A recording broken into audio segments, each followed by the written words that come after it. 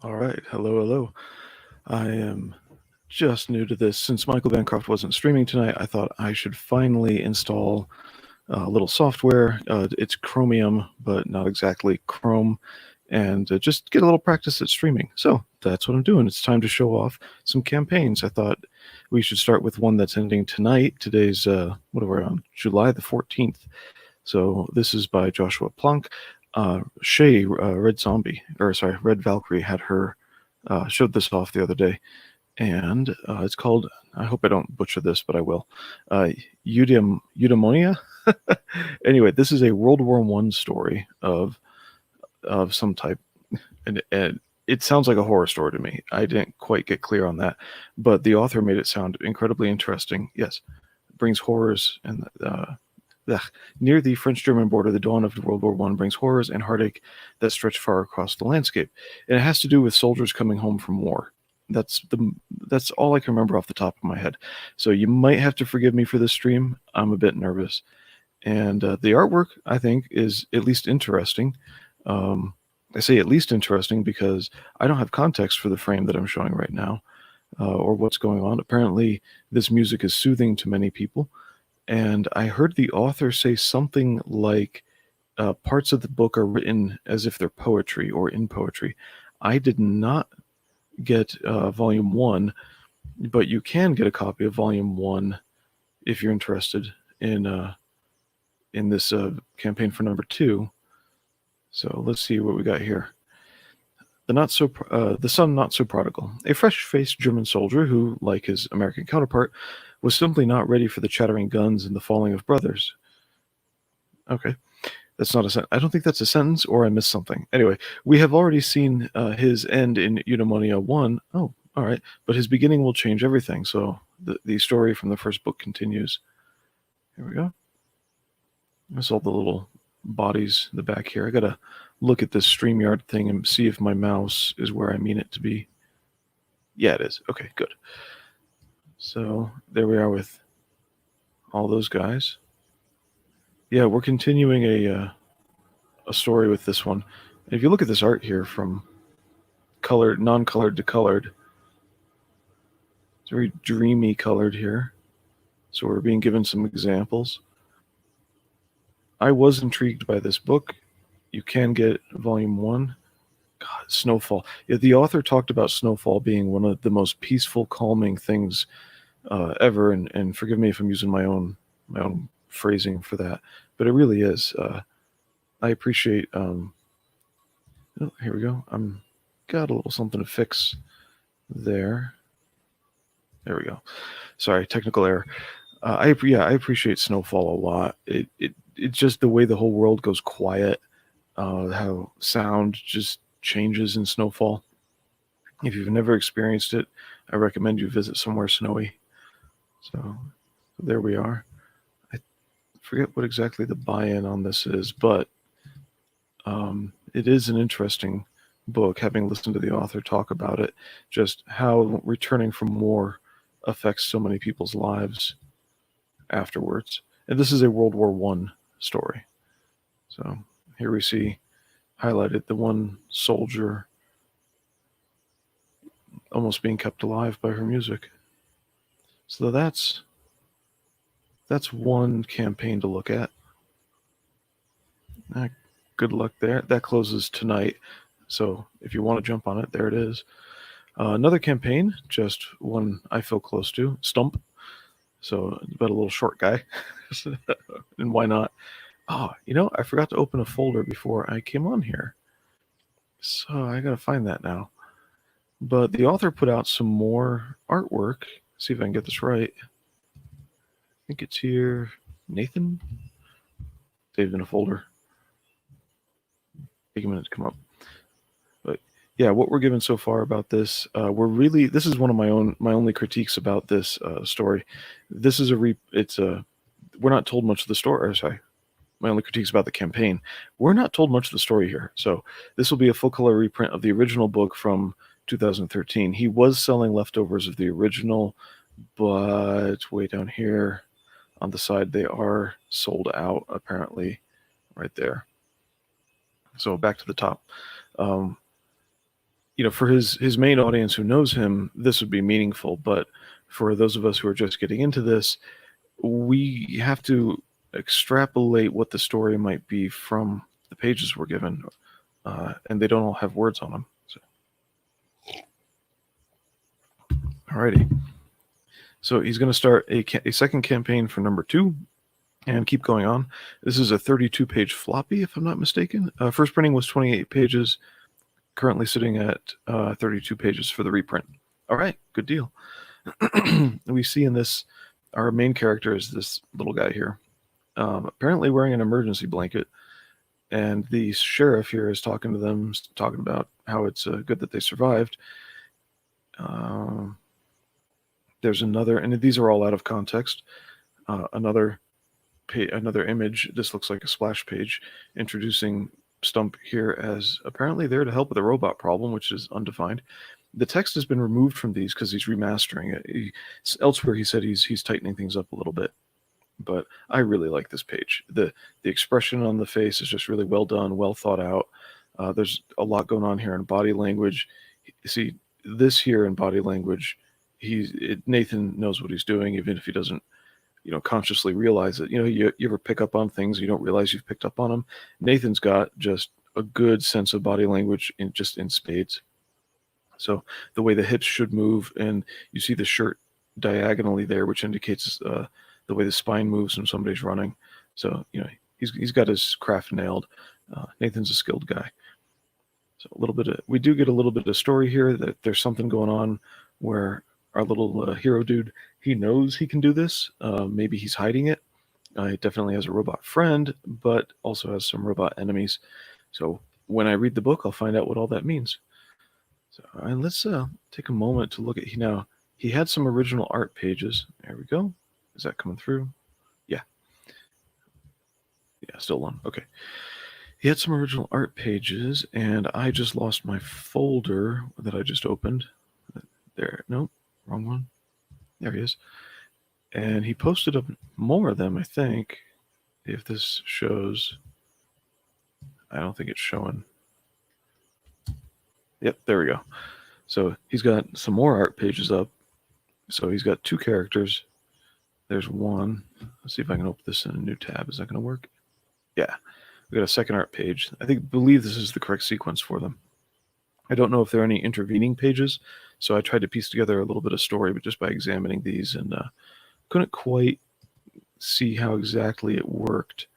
Once you got your feet off the ground, you don't have a lot of power, so I'm not sure how this leverage happens. There might be a page missing in between. Let's go for that third page, which is kind of fun. So here we see our friend throwing. This looks a little bit like either teammates or a captain or a mentor-mentee situation going on. When the creature bit him, all of his gear tore, so that's funny. And there's definitely an alien element to this story. So there's a little bit about Stump. It is, I believe it's a pretty low buy-in because it's just a floppy of 32 pages. Skip the digitals. Oh yeah, that's right. This is the one where it's way too low. He's charging $5 and a pretty low shipping. Let's see. Moving on, of course, we got the lost pages from Zaid Comics. This is intriguing. The framing story is about this homeless man who opens up a book. I forget everybody's details when I get nervous, so here we are. So, Phil, forgive me if I screw this up. Anyway, we in this book, out from this book, he's reading stories about the world they're in, and each story has its own genre and motif, but each story builds on the next. So the first one we're being shown here is actually going to be in black and white. I think that's an interesting way to go. I have no problem with using a framing device like this to frame the other stories, and then it will build up to a larger narrative. You pop down to just a little at a time. See if I can do this smoother. Sorry, more smoothly, I guess. So each story has a slightly different art style to it as well. As we get to this next one, so John Joseph Ball is doing this with Eugenia. Yeah, Eugenia is doing covers. Colors. So a lot of detail in here. And some of it's just lines, but if you had wood grain, of course, that would show up here on the figure on the front of the boat.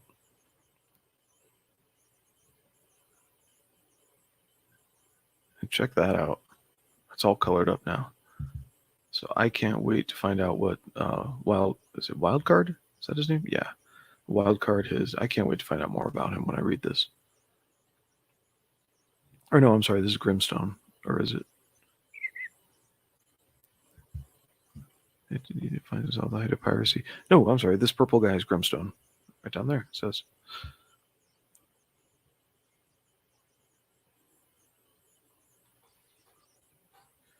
And then, is there a third? Yes, the third here.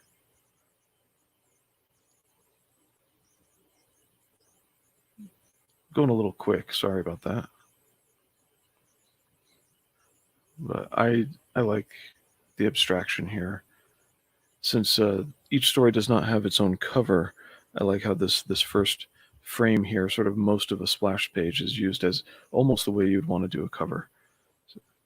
So hey, look, more snow. So this is pretty cool. Uh-oh. Hey, somebody commented. Oh, good Lord, it's Michael Bancroft. He's watching. Now, stump for stump. Yes, I did. And I should change this to live chat. Michael, you do this, you make it look so smooth when you do this. So the Masquerade. We spent some hours looking at this with Phil, and Art Tiber made some comments on the lettering. So this is surely worthwhile. I can feel Michael's judging eyes. Now that I know there's somebody in the chat, I can keep an eye out over there. So let's see. Is Bandito here? No. All right. The way I have my windows arranged, Michael, my live chat in StreamYard is covered. So I'm going to move that over. There we go. All right, moving on. So there's some campaigns closing soon. This one made its goal. I haven't looked it over much, but it is closing soon. I just want to give it a mention. Actually, I looked it over like 3 weeks ago, and I don't remember anything. Nope, don't scroll too fast. So the artwork has, it's good quality. The coloring looks like it didn't screw up the ink. That's always good.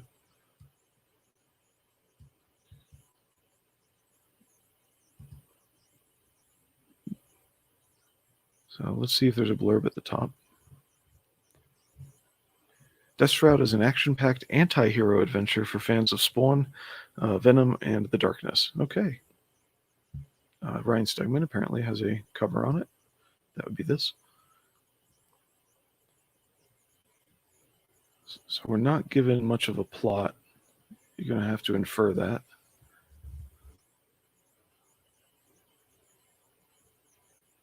Definitely action-y. I've been listening to Misfit Corner comics a bunch, and his phrase for everything is very cool, very cool. I'm trying not to say that, or Avery Butterworth will have, come around and hit me or something, have words about it. All right, so Death Shroud did make its goal, and let's see, is this the one? It does look sick. Not just the Stegman cover, but just look at that cover. Oh. I guess if you say, what is going on here, it sounds like a bad question, but no, I mean that in a good way. Like, I'm intrigued to find out what is he, and it looks like some kind of portal from a different dimension, and our world is in the background there. So I'm curious. I want to find out more about this. All right. Next book, I had read number 1, and it's too bad. This has 2 days left, and this was on what do you call it? The other platform. The not Indiegogo platform. Whatever it is. The story was really good. For issue 1. Issue 2, of course, it's just next issue, picks up where it left off. I think it was 32 pages, but it was definitely worth the read. It's a murder mystery, and all the old Greek gods are still around, and they're living kind of secretly. And Zeus gets murdered. And this is Zeus in the blue here.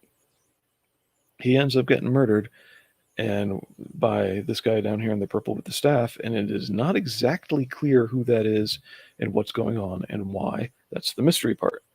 So here's an issue 1 variant cover. It's a good read. I enjoyed it. I should have been, instead of streaming, I should probably be doing a review on it. You can get number 1 still right there. Fallen number 1 and 2. These are Canadian dollars, so don't get scared. Yes, Stick Carter. Thank you, Michael. Where would I be without people to help me with my inadequacies? It's for those guys. Stick Carter.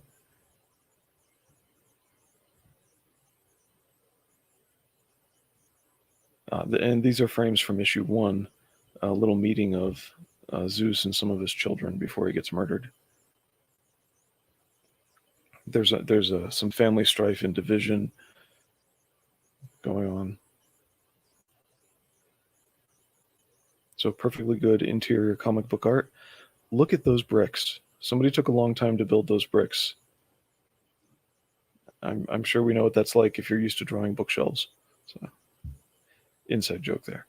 All right, I'm going to move on to Malevolent Rising. Now, I just read number 1 and 2 of this. Again, 2 days left, $500 goal, barely there. But these guys are flexible, whereas the Fallen, get back to the top, much larger goal, 9% of the way there and fixed. So I may not get it even, I have to back this still, but I may not get a chance to get Fallen number 2 because of this. So let's see. So here is Malevolent 2. All right, this big dude in the middle. Let's look for real art. She'll come up later. Don't know what that is.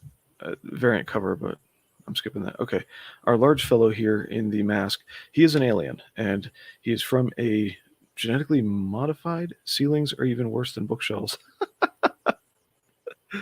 Hey, Michael, I'm giving you free super chats. I'm just reading what you type. So, anyway, I can't take super chats. The big dude is an alien. He's part of a whole race of slave aliens, and they are bred for work, whatever work they do. Let's just say in the mines, just to keep it simple. And they're supposed to be lobotomized, but he was not. So he's very genetically enhanced. I believe he has a cybernetic enhancement. If you look over at that'd be his right arm. You see a little bit of it down here, but he's all natural over there. So, steroids on the right, natty on the left. And here we go. Okay, this is the new character at the end. Anyway, he escapes his captors. And one of the things about the first issue of the 2, there's a little bit of where, to tell you what's going on, characters comment on the action or or each other. So apparently he has a certain psychic ability, which isn't clearly defined, but in a fight, something weird happens and you're kind of going, what was that? And one of the other henchmen to our evil characters at the beginning, the overlord aliens, they comment about, oh, well, he just let out some kind of psychic blast. And so that only happens a couple of times where the other characters are used to explain what happened rather than it being clear in the picture, because it's kind of hard to make it clear the way the fight scene was arranged. So I'm not going to fault the author for doing that, but he escapes on an escape pod, and then in issue 2 makes it to Earth, is unconscious because he crashes, and is captured by whoever's watching for aliens and UFOs. There's some intrigue there because apparently there's some competition in the industry of watching for aliens and UFOs, and within that industry there is a saboteur and a spy, and that's where we get our other main character. Without this in front of me, I forget her name at the moment, but so we get a lot of character establishment there between her. So she's a spy, she's getting caught, and she helps our big guy escape being a captor on Earth, and so they're a team now. And then with the competition going on for who gets credit for discovering aliens. No, I have not had a giant Q-tip shoved up my nose. Thank you. This is going to be like a Liam Snipes stream where you're just going to say random stuff for me to read, aren't you? Anyway, so with the people who track aliens and look for crashes and whatnot, and the competition between them, they are then brought together and being told, I think, by the government what to do. So there's the competition there continues while these while our alien and his newfound, I'll just say girlfriend, are escaping, and that's where kind of where issue 2 ends. So it's worth actually getting the real details instead of me babbling. I think it's good characterization and development. Not you have characters who aren't all the same person repeated over and over again. Everybody's got a slightly different motive, things like that. So now at the end of it, this guy comes in, and I will let you read it to find out who he is. You can get 1 and 2. So we got number 3. This apparently is the cover. Notice $6 buy-in, and then in the US. But premium variant, okay. Ketchup pack. They're not selling ketchup. You can get Malevolent Rising number 3 at cover A, and whoops, got in there. I'm not logged in. No worries. Go back. Come on, please go back. Slowly. Anyway, there's apparently it's being reprinted 2 for 1, where the issues 1 and 2 are going to be in one volume on the reprint. So we'll just leave that loading. I'm going to jump over a bit. It's dinging at me. Wait, yeah, leave. Go back. Not used to using this browser. I don't like this browser. So Ketchup Pack, issues 1 and 2 collected edition. There you go. They're going to be recombined. I'm going to jump over a couple tabs. Oh, yeah, here's the Lucent. Please look at it. There, it's shiny, right? There we go. There's the puddle. Cool. Robert, don't forget to sign up for this guy. In fact, I should, because I have the power. Paste. There you go. Put a link in the chat, so hopefully that'll show up on Rewatch. There's a lot of people I could promote here. These are all in demand. So good friends with Xenotype. Be sure to go get him. Move along. I'm being told to move along. That's fine. All right. Yeah, sign up for Robert. We spent time on these first few tabs. And also another coming soon sign up, if you would, for paste. Oops. Yeah, got that. Cool. For Okuri-Inu. You missed Eudaimonia. Yeah, you did. I'll go back. I'm not like that. I can go back. There you go. It's a just immediate post World War I story. This is for issue 2. You can catch up with issues 1 and 2. Closes tonight. I don't know what the shipping to Australia would be, but closes tonight. Apparently, it's written in a rather poetic way. The art seems a bit abstract for me, or to me. Sorry, not for me. To me, but I don't mind. I'm sure with the text filled in, it would all, come together.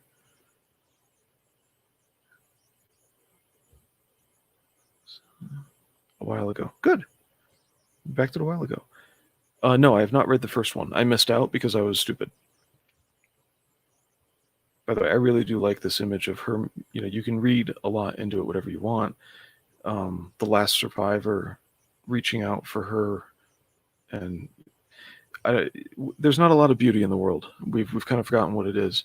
I got into Arch AF gave a strong recommendation. Yes, and so did what's her name, Shay Zombie or Red Valkyrie. When Shay had the author on, she said that everybody's been telling her you missed out, so she's backpedaling and getting number 1 as well. But yeah, I got into punk and classical music at the same time, and there is a need for as a train. There is a need for beauty in the world, and this just reminds me of that amongst all the suffering. So anyway, please go back these books, whatever looks like it might fit your taste or interests. You got Eudaimonia, Stump, and Ending Soon. Or no, I'm sorry, I believe this one's... Is it last 30 days or is it in demand? 14 days left. That's fine. Couple days left on Death Shroud. Before I hit end, I'm going to copy these links into here. There you go. Death Shroud for you. You've got 2 days left for this guy to make thousands of dollars. I hope he makes it because I like the book. And this looks really well done. Oh, you know what I should close with? Okay, I don't know if the sound will work, but from Malevolent Rising.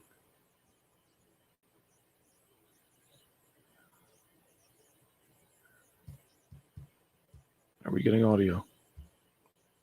Yes.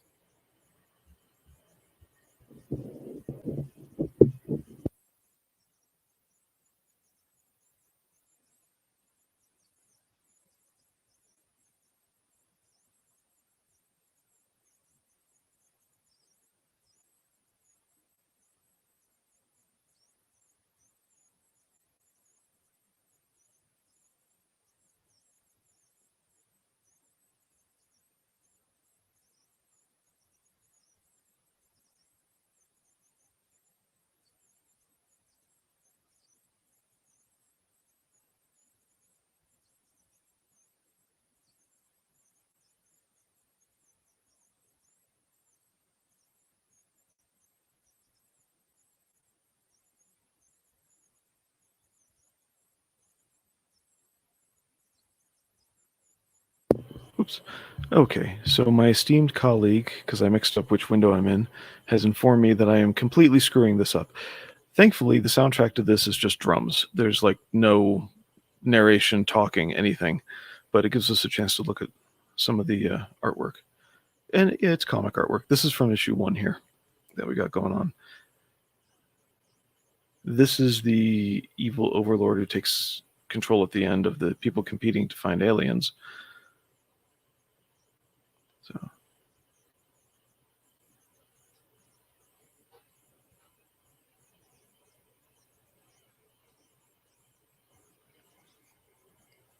looks good.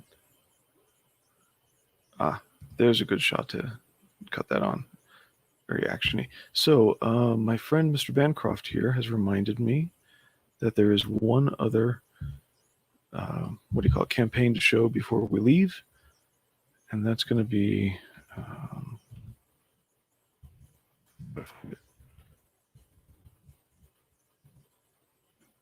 in the wrong window. Where's my Indiegogo list? Here it is. Is it under T or C? It's probably under T.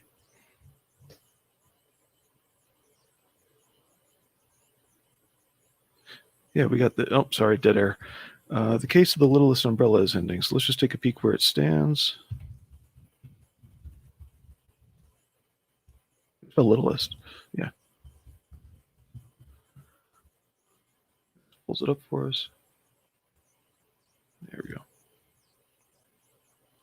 Another case of the Littlest Umbrella. He's standing at 137, almost 138,000, and it's ending in 3 hours. So good luck, Tug. Pulling for you. He's got all kinds of tiers here. Did he do a face mask? That would be awesome to have his umbrella on a face mask. It'd make people think things, mess with some heads. All right. Hey, thanks for giving me a chance, if you're looking at this, to try out streaming. Everybody, have a good day. Be good to each other. Bye-bye.